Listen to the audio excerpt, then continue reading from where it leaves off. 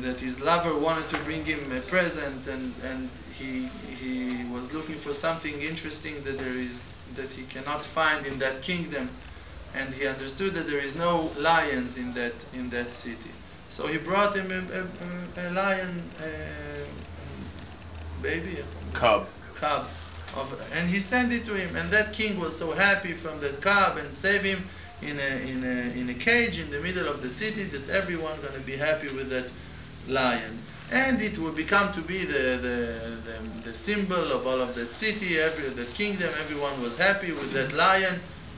One day, the person that was eating that cub, that lion, it became to be a lion, and he forgot to lock the gate.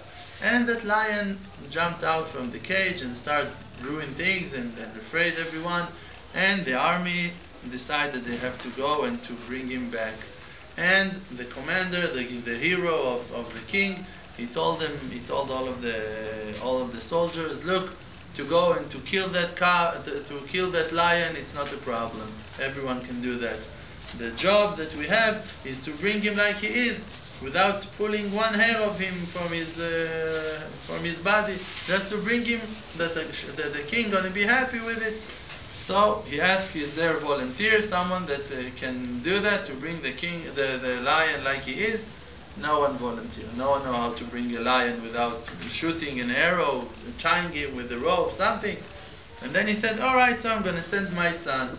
And he called his 14-year-old son that he going to bring that lion. And after 2 hours, that son came with the lion on his shoulder, bring him inside to the cage, and nothing happened to him, and the lion is complete, no injured, nothing. And the king heard about it, and they made a party. All of the city came, and they were celebrating. And while the party, the king said to the hero, I want to honor the soldier that brought the lion back to the cage. So he said, all right, call my son. And they called him, and when that son climbed on the stairs, so the father, the hero, saw that he had a scratch on his hand while he was climbing to see the king. So he told him, where did you get that scratch? So that kid was embarrassed. He took his head down. He was embarrassed. He didn't answer.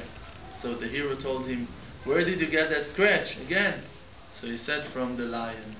When he said from that lion, the hero gave him a stira, smack him in the face, hit him so hard that boy fly in the stairs, all over the floor, was on the floor, falling on the floor. So the king called that hero and told him, what are you doing? What? So you have a scratch. It's a 14-year-old boy, and he brought the lion to the cage with no problems. He didn't shoot him, didn't tie him, nothing, and because of a scratch. So the hero told the king, with all of the honor, I'm sorry. You don't know who that boy is. Before I was the hero of your kingdom, I was a head of group of heroes, of Lutz, of Shodedim, people, heroes, and every place that we were going to, we were winning and conquered every city, every castle, every place we were winning. One time we came to a section and we saw another group of heroes standing against us, and we decided to fight them. And we decide that the one that's gonna win, he's gonna be the king. He's gonna be the leader of all of those two groups.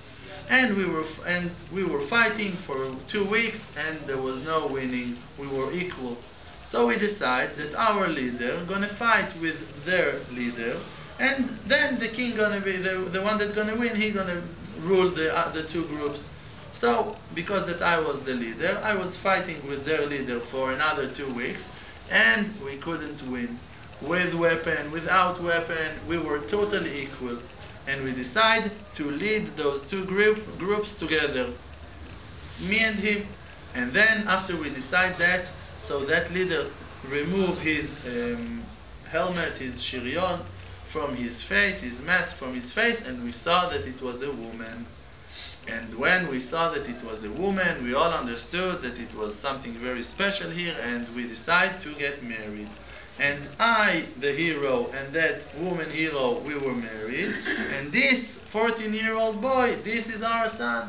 And the son that is coming from those two kinds of heroes, he is not allowed to be injured from a small lion, to have a scratch in his hand. And then Rav Shalom said, you are that hero. You are the son of Abraham, you are the son of Yitzchak, of Yaakov, of Sarah, Rivka, Rachel, Leah. You are the son of all of those heroes, all of those lions. And you are getting scratched, and we're not talking about a scratch. You're falling into sadness and into despair and don't have a will to serve HaShem anymore. You have to get stira, smack in your face, wake up, be happy, be strong, be a hero, go and fight. What are you getting scratched and falling and despair every second because of every nonsense, every wind that is flowing in there? What happened? So what? So you're sinning. So what? So stand on your legs and stop sinning. So if you didn't marry yet, so you don't have your parnasa. So what?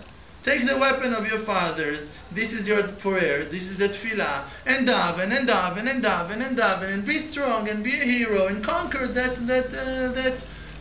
mivtzar, that palace that you want to conquer. So what? This is what we have to have. That chizuk, that wonderful chizuk. There is no problem. There is no lacking. Only the lacking is when a person doesn't have faith in his mind. When he does not believe in HaShem Yitbarach, this is the only lacking that you have. Because the fathers, the Avot HaKadoshim, they had a lot of lackings, but you cannot see no complaint. No complaint. Look at Avraham Avinu. He suffered all of his life. Horrible life he had. 10 tests, HaKadosh Baruch Hu tested him, horrible tests. His wife was kidnapped by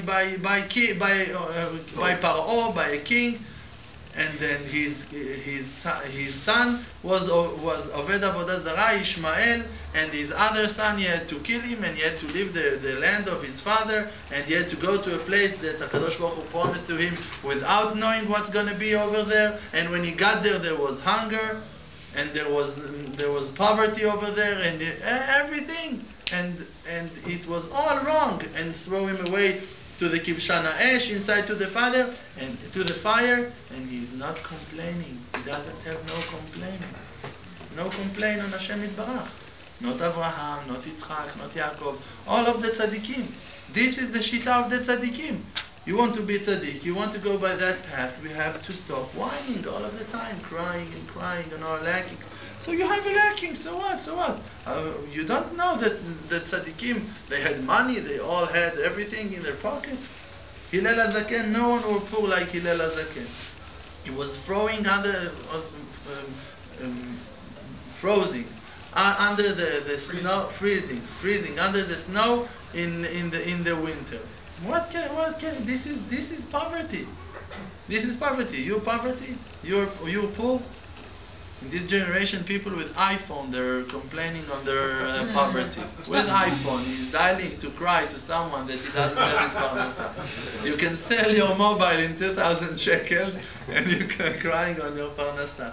Chas v'shalom. Chas v'shalom. Exactly. All right. Let's stop.